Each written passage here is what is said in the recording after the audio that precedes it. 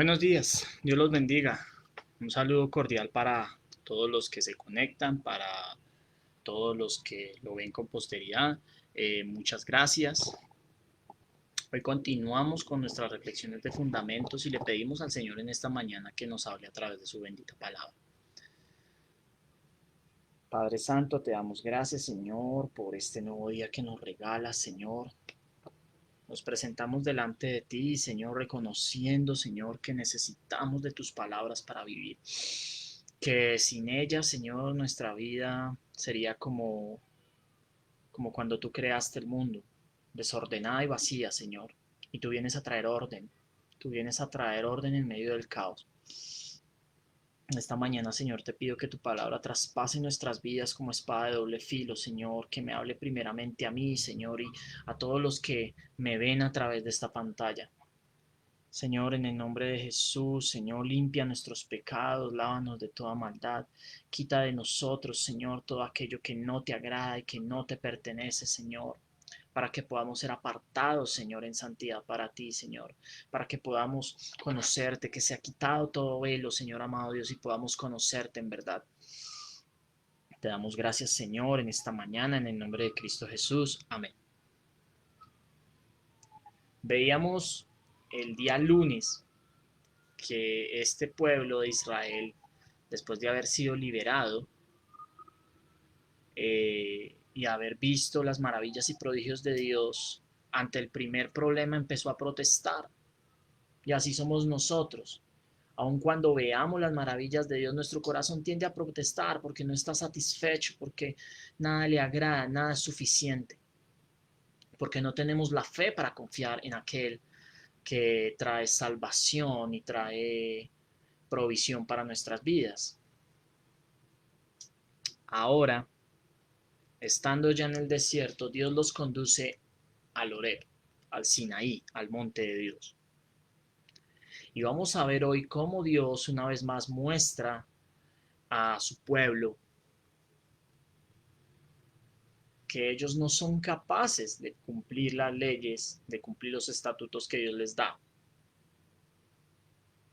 Hoy vamos a ver cómo Dios prepara al pueblo para la recepción de los 10 mandamientos, de la ley de Dios. Y vamos a darnos cuenta realmente cómo es Dios y cómo es nuestra condición. Éxodo capítulo 19. Vamos a leer todo el capítulo 19 y parte del 20, los primeros dos versículos del capítulo 20. Dice, los israelitas en el Sinaí. Los israelitas llegaron al desierto del Sinaí a los 3 meses de haber salido de Egipto. Después de partir de Refidim, se internaron en el desierto de Sinaí y allí en el desierto acamparon, frente al monte, el cual subió Moisés para encontrarse con Dios. Y desde allí lo llamó el Señor y le dijo, anúnciale esto al pueblo de Jacob, declárale esto al pueblo de Israel. Ustedes son testigos de lo que hice con Egipto y de que los he traído hacia mí, como sobre alas de águila. Si ahora ustedes me son del todo obedientes y cumplen mi pacto, serán mi propiedad exclusiva entre todas las naciones. Perdón, aunque toda la tierra me pertenece. Ustedes serán para mí un reino de sacerdotes y una nación santa. Comunícales todo esto a los israelitas. Moisés volvió y convocó a los ancianos del pueblo para exponerles todas estas palabras que el Señor les había ordenado comunicarles. Y todo el pueblo respondió a una sola voz, cumpliremos todo lo que el Señor nos ha ordenado. Así que Moisés les llevó al Señor la respuesta del pueblo y el Señor le dijo, voy a presentarme ante ti en medio de una densa nube, para que el pueblo me oiga hablar contigo y así tenga siempre confianza en ti. Moisés refirió al Señor lo que el pueblo le había, Moisés refirió al Señor lo que el pueblo le había dicho y el Señor le dijo, ve y consagra al pueblo hoy y mañana. Diles que laven sus ropas y que se preparen para el tercer día, porque en ese mismo día yo descenderé sobre el monte Sinaí a la vista de todo el pueblo. Pon un cerco alrededor del monte para que el pueblo no pase.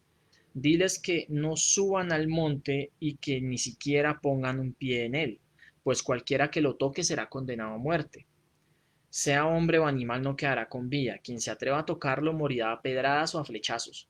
Solo podrán subir al monte cuando se oiga el toque largo de la trompeta. En cuanto Moisés bajó del monte, consagró al pueblo. Ellos por su parte lavaron sus ropas. Luego Moisés les dijo, prepárense para el tercer día y absténganse de relaciones sexuales. En la madrugada del tercer día hubo truenos y relámpagos y una densa nube se posó sobre el monte. Un toque muy fuerte de trompeta puso a temblar a todos los que estaban en el campamento. Entonces Moisés sacó del campamento al pueblo para que fuera a su encuentro con Dios, y ellos se detuvieron al pie del monte Sinaí. El monte estaba cubierto de humo, porque el Señor había descendido sobre él en medio de fuego. Era tanto el humo que salía del monte que parecía un horno. Todo el monte se sacudía violentamente y el sonido de la trompeta era cada vez más fuerte.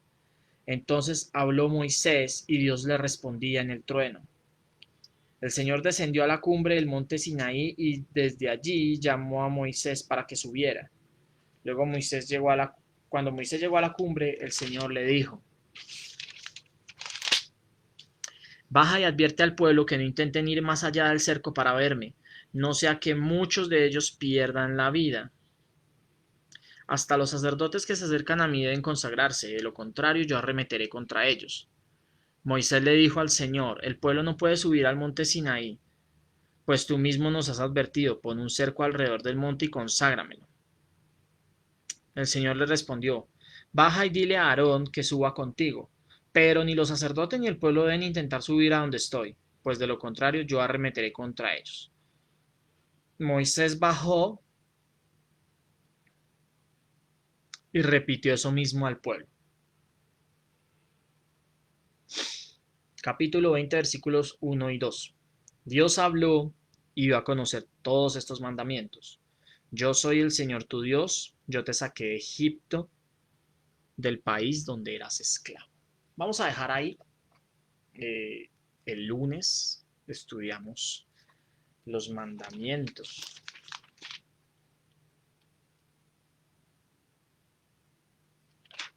Y la reacción del pueblo ante los mandamientos. ¿Qué vemos acá? El Señor da una instrucción. ¿Pero con qué objetivo da esa instrucción? El objetivo de la instrucción era que ellos entendieran que eran incapaces de poder obedecer a Dios plenamente. Si el pueblo hubiera reconocido eso en su corazón, hubiera dicho, Señor, nosotros no somos capaces de obedecerte fielmente porque te protestamos en el desierto, nos quejamos cuando tuvimos hambre, nos quejamos cuando tuvimos sed, antes de que nos rescataras en el mar, nos quejamos porque pensamos que los egipcios nos iban a matar. Y nos hemos estado quejando contra Moisés de manera permanente. No somos capaces de obedecerte fielmente. Por eso necesitamos que tú nos des esa provisión para poder cumplir tu voluntad. Eso era lo que el Señor quería al ponerles esto. La respuesta del pueblo fue, sí, nosotros obedecemos, hacemos lo que el Señor nos diga, confiando en sus propios méritos y esfuerzos. Por lo tanto, el Señor les iba a mostrar que no, que eso no podía ser así, que ellos no iban a ser capaces de cumplir.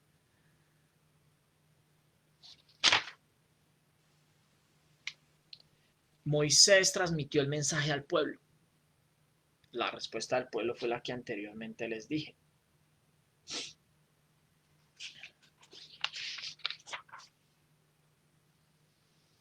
Se habían olvidado por completo de todo lo que había pasado atrás y estaban demasiado confiados en sí mismos, en lo que podían hacer, en que podían por sus propios méritos llenar las expectativas de Dios.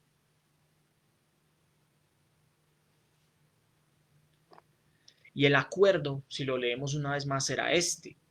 Si ellos obedecían en perfección, Dios los aceptaría, los bendeciría, los apartaría como pueblo especial. Pero tenían que obedecer, tenían que ser perfectos. Dice el versículo 5 del capítulo 19. Si ustedes me son del todo obedientes, todo, del todo, o sea, absoluta obediencia, obediencia total y plena, y cumplen mi pacto, serán mi propiedad exclusiva entre las naciones, aunque toda la tierra me pertenece, ustedes serán para mí un reino de sacerdotes y una nación santa, una nación apartada. Entonces el Señor les dijo todo, hasta el final, y ellos dijeron, sí, nosotros vamos a hacer en todo, absolutamente todo. En lugar de decir, Señor, nosotros te amamos, pero no somos capaces. Necesitamos que tú sobrenaturalmente nos dirijas para ser esa nación santa que tú quieres que seamos. Se llenaron de orgullo. Se asemejaron a Caín. El Caín pensaba que por sus propios esfuerzos podía acercarse a Dios y no conforme a lo que Dios había mandado. Así las cosas, vemos que la ley que vamos a ver el día lunes demanda obediencia perfecta, total, absoluta, plena. Si tú fallas en un punto de la ley, eres culpable de toda la ley.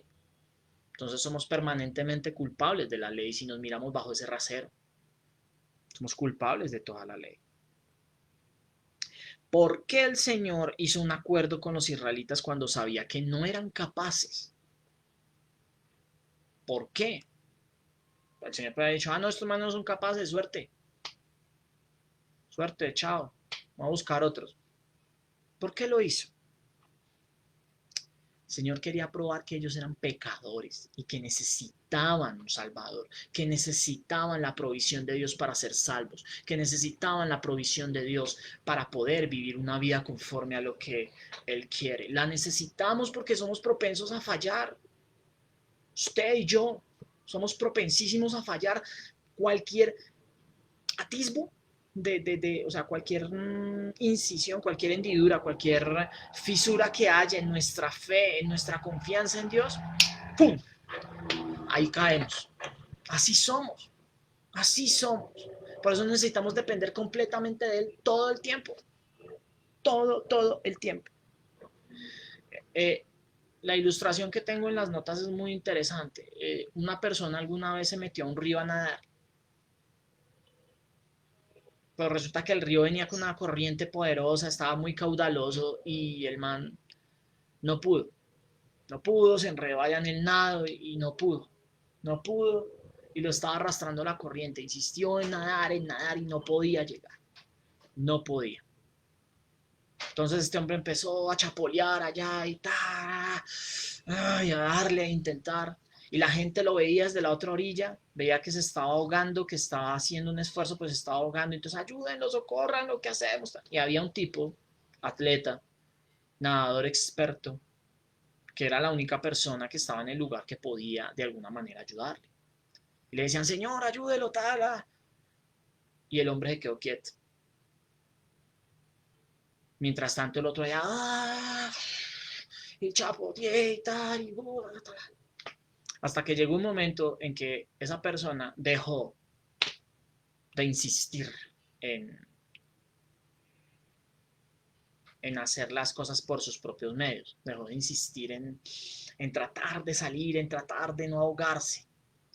Se dejó llevar por la corriente, se dejó llevar, se declaró vencido y en ese momento el nadador se lanzó al agua y lo rescató. Después le preguntaron, pero usted ¿por qué no fue una vez? ¿Por qué esperó tanto tiempo? Ese man casi se ahoga ya y usted tranquilo, calmado. Tantico más y verdad se le ahoga. Y ahí sí grave, pudiéndolo ayudar.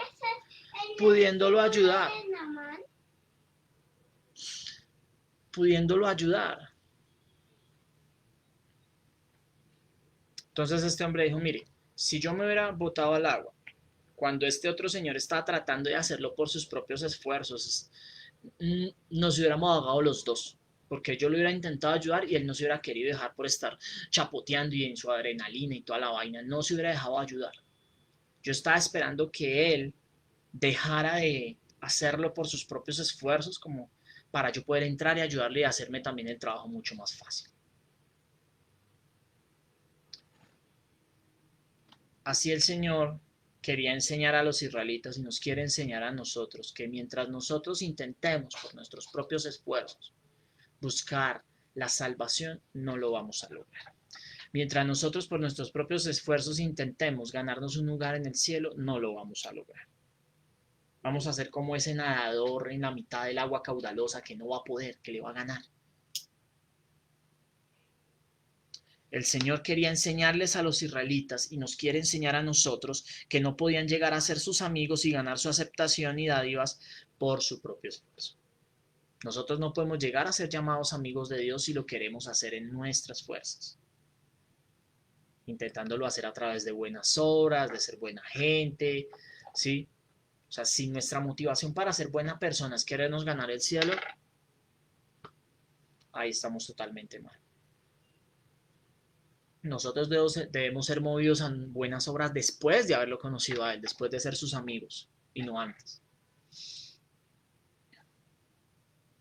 Cuando renunciemos y confiemos en Él nos va a salvar del castigo eterno. ¿Por qué? Porque nos va a revelar a Cristo. Nos va a revelar a Cristo. Así es como Dios trata con nosotros. Él nos muestra el Evangelio, nos muestra la situación para que podamos ver cuál es nuestra condición desvalida, miserable, espiritualmente, en bancarrota espiritual, para que podamos entender que somos pecadores impotentes y que nosotros no podemos rescatarnos a nosotros mismos ni del pecado, ni de las artimañas de Satanás, ni de la muerte. Solamente Jesús puede traernos libertad.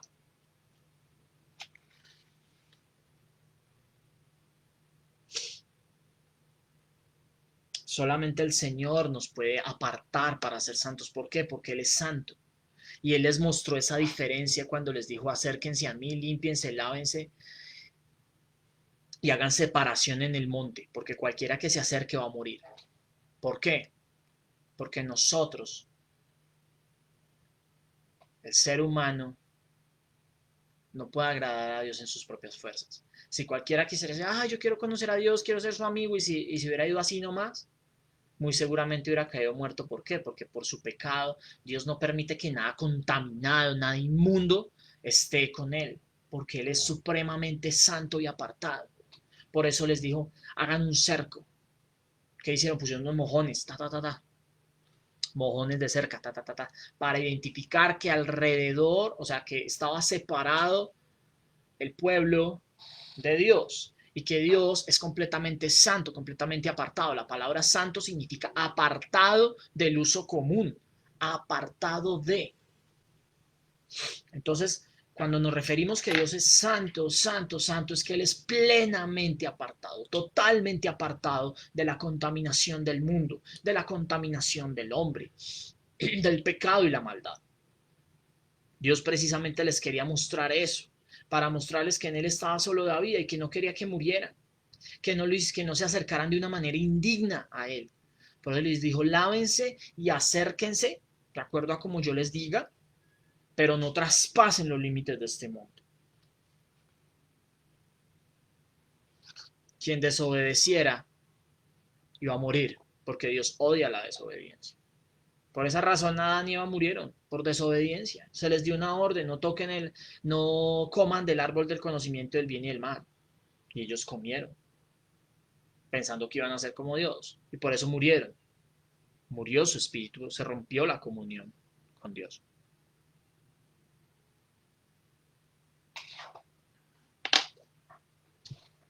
Versículo 16 del capítulo 19.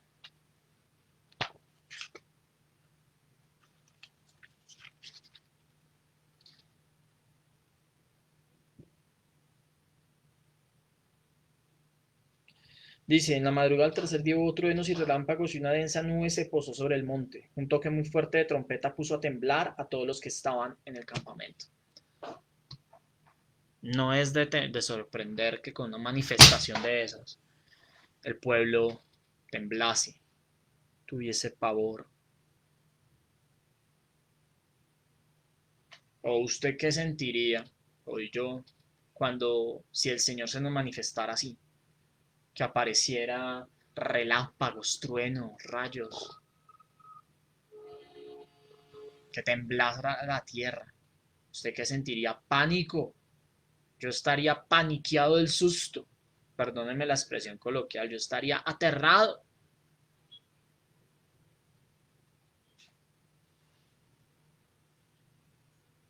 Cuando Lutero se volvió monje, una de las razones por las cuales él se volvió monje fue porque iba hacia su casa en un carruaje y ese día llovía y empezó a relampaguear y hubo truenos y este hombre tuvo mucho miedo, estuvo a punto de morir ese día y ahí fue cuando entregó su vida o dedicó su vida a servir al Señor, a servirlo como monje inicialmente.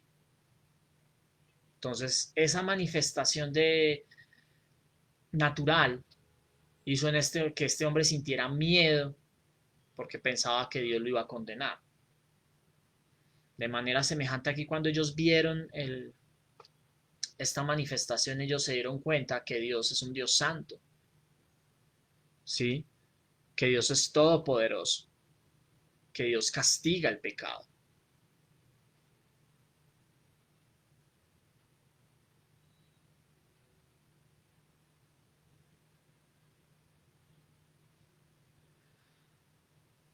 Y Moisés fue al monte y se presentó ante Dios.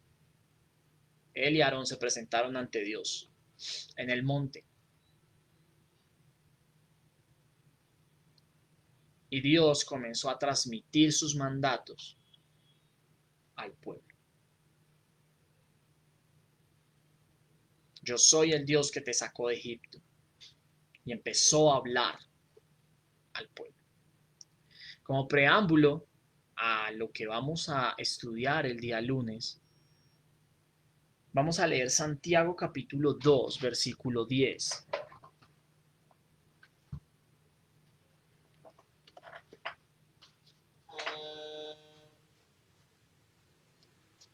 La carta de Santiago,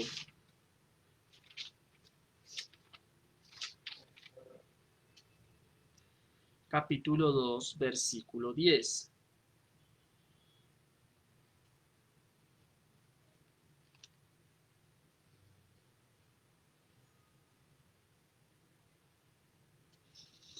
En contexto de este pasaje,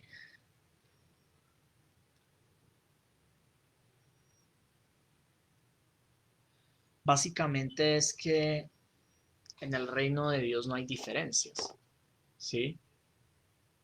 No hay diferencias, ricos o pobres, no se puede hacer acepción de personas, ¿sí?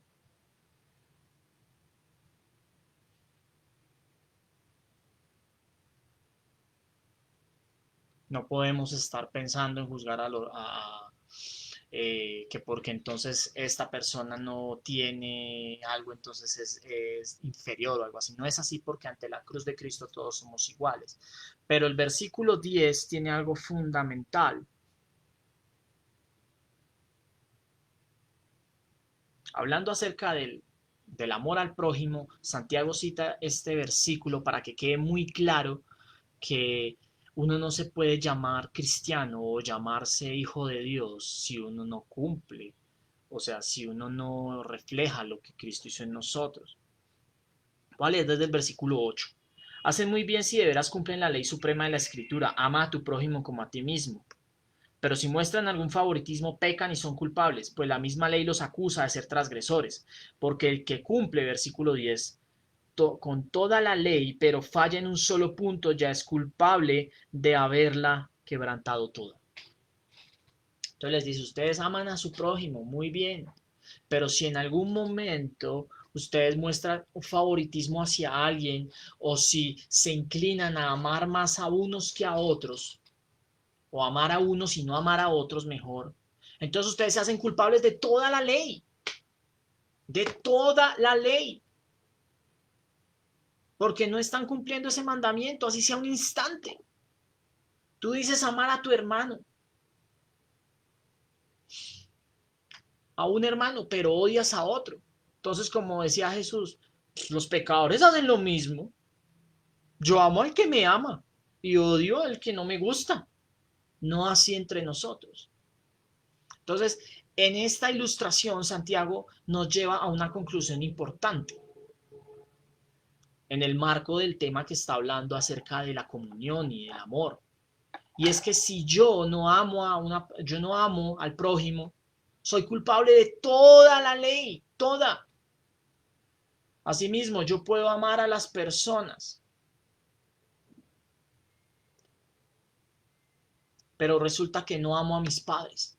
Soy culpable de toda la ley y Dios me va a ver como culpable.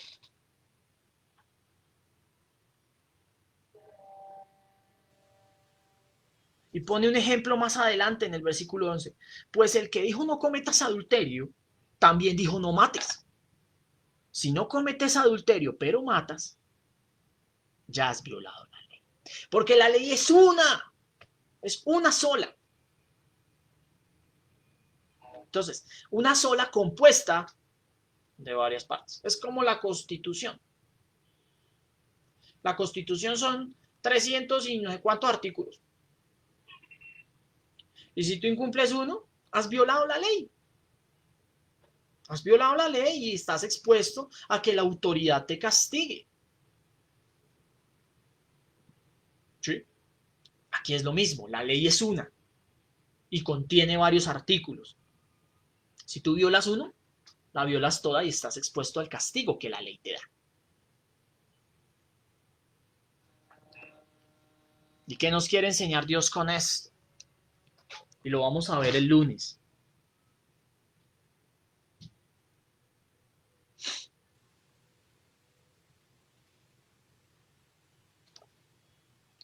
Dios sabía que los israelitas no podían obedecer por sus propios medios.